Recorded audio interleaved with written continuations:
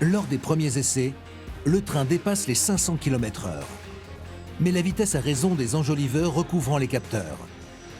Ils sont littéralement arrachés par la pression de l'air. Les premiers disques qui avaient explosé étaient partis en poussière. C'est-à-dire qu'ils étaient tellement fins et avec la vitesse, ils se sont pratiquement désintégrés. Le constructeur décide donc de poser des enjoliveurs plus épais sur les capteurs. C'est pas très lourd, hein. C'est un disque comme un frisbee. Hein. Pas très lourd, mais suffisamment pour créer une vraie panique lors d'un essai.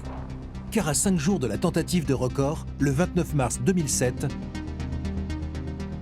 des journalistes sont invités à bord de l'AGV pour tester son confort à plus de 500 km/h.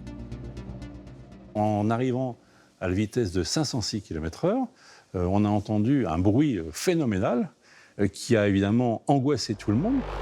Ce bruit, c'est un des enjoliveurs qui s'est détaché de la roue.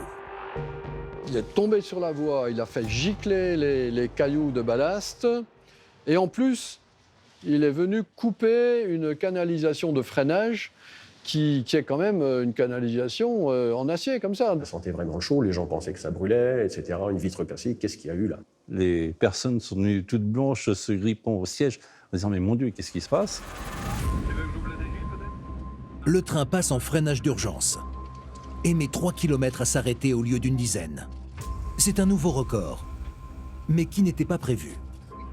Jamais un train dans l'histoire n'avait effectué un tel arrêt à plus de 500 km/h. Là, on a été monté à plus de 800 degrés sur les disques. Mais le freinage est parfait et prouve que le train peut réagir aux situations les plus inattendues. Au total, en moins de 3 mois, 40 essais en très grande vitesse sont réalisés.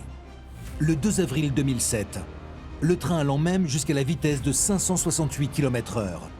Une vitesse incroyable qui prend tout le monde de court.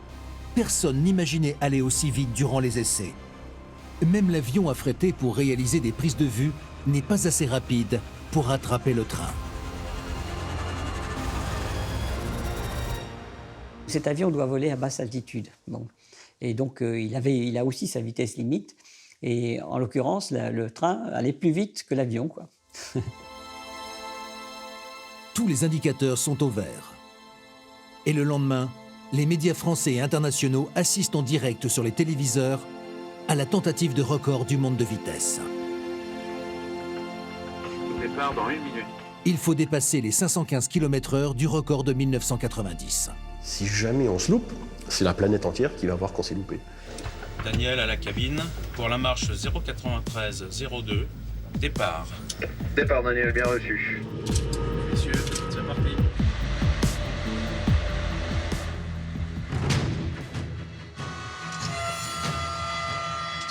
À partir du moment où on nous donne le top départ, on ne nous donne plus d'informations. C'est à moi, conducteur, à gérer ma marche. Il est 13h01. Le train part de la commune de Prégny dans le sens Nancy-Paris. Après 10 km, l'AGV démarre sa forte accélération, aidé par la nouvelle tension électrique de la caténaire à cet endroit-là. La tension normale de 25 000 volts a été portée à 31 000 volts pour permettre d'apporter une puissance supplémentaire à cette rame. 6 000 volts de plus. C'est une augmentation de 25% de la puissance envoyée dans le fil de cuivre. Allez. Tension initiale 31,2 kV. Allez, vas-y.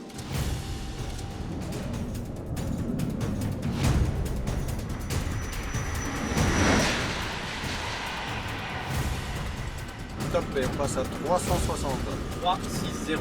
Correct. 710 ampères, 29,9 kV. La rigidité de la caténaire, apportée par les contrepoids sur les poteaux, a également été augmentée de 50% pour éviter que le train ne rattrape l'onde générée par l'archet. On les tire progressivement. On ne peut pas passer de 2 tonnes à 4 tonnes. Hein, ça ferait comme un escalier et on arracherait tout. On tend 2 tonnes 8, celle d'après 3 tonnes, etc. pour qu'on ait une tension progressive et qu'on arrive sur la zone du record avec une tension à 4 tonnes. Le train est à pleine puissance, mais une vitesse trop élevée et c'est le déraillement assuré. On est sur une succession de courbes avec des rayons de plus en plus grands. Donc une première courbe, on peut la passer à 350 km/h, c'est-à-dire qu'on a regardé jusqu'à 350, ça passe. À 355, on aurait la rame qui partirait sur le côté et on déraillerait. 400. 400, c'est correct. 10 petites minutes sont nécessaires à Eric Piesac pour atteindre la vitesse du précédent record de 1990. Les 515,3 km/h sont à présent dépassés. Et la mesure ne cesse d'augmenter. C'est hyper précis et pointu. Et c'est pour ça que les vitesses sont données avec une marge de 2 ou 3 km/h, pas plus. Sinon, on part à l'accident. C'est à ce point-là.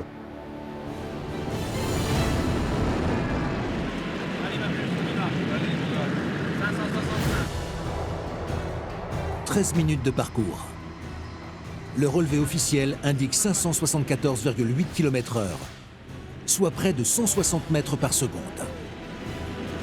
À l'attention de tous, après contrôle et validation, la valeur officielle de la vitesse atteinte dans notre marche est de 574,8 km/h.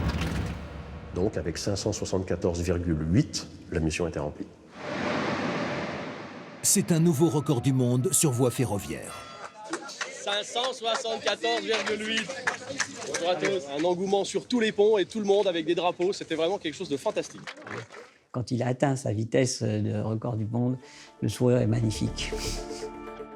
17 ans après l'exploit de 1990, le TGV 3e génération dépasse de 59 km/h le précédent record. Le train va désormais aussi vite qu'un avion. Et la vitesse commerciale avec des voyageurs peut donc être poussée à 320 km/h au quotidien. On a montré le niveau de technologie qu'on avait sur la grande vitesse. Aujourd'hui, on roule à des vitesses qui sont les records du monde il n'y a pas si longtemps.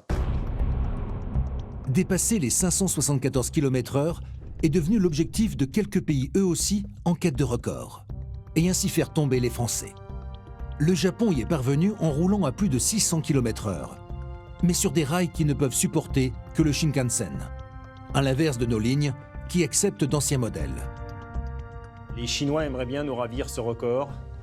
On verra ce que le futur dira. Je ne suis pas impartial dans le sens où, voilà, en faisant le record du monde, j'ai toujours un peu de cocorico en moi et je me dis, essayez toujours, mais on est quand même les détenteurs du record. Le record de vitesse. Les Américains et leur génial inventeur Elon Musk travaillent dessus avec un concept incroyable, l'hyperloop. Les voyageurs sont installés dans une capsule. Cette sorte de rame cylindrique va se déplacer dans un long tube sous vide. Grâce à un système de sustentation magnétique créé par de puissants aimants, la capsule sera en quelque sorte en lévitation, sans frottement et sans air. Rien ne peut plus gêner l'avancée de la navette. Et avec un puissant moteur électrique, elle pourrait atteindre des vitesses inimaginables il y a peu et dépasser les 1000 km/h. Mais ce n'est encore qu'un concept qui est loin de faire l'unanimité. Je vais peut-être être un peu dur, mais pour moi, c'est une vraie entourloupe. Hyperloop, entourloupe. Comment imaginer de faire circuler un véhicule à très très grande vitesse dans un tube sous vide sans se heurter à un très grand nombre de problèmes psychologiques? Comment est-ce qu'un voyageur peut imaginer d'être dans un tube sous vide, enfermé, pendant un temps de parcours qui peut être de plusieurs dizaines de minutes? L'autre problématique, rencontrée là aussi par la navette de Jean Bertin, l'incroyable aérotrain, c'est le coût de nouvelles structures pour l'hyperloop. Comme l'aérotrain en son temps, ce sont des systèmes qui, pour pénétrer les centres-villes, vont avoir besoin de nouvelles saignées urbaines. Alors que le TGV, lui, est capable de rouler sur des voies qui sont là depuis 2 siècles.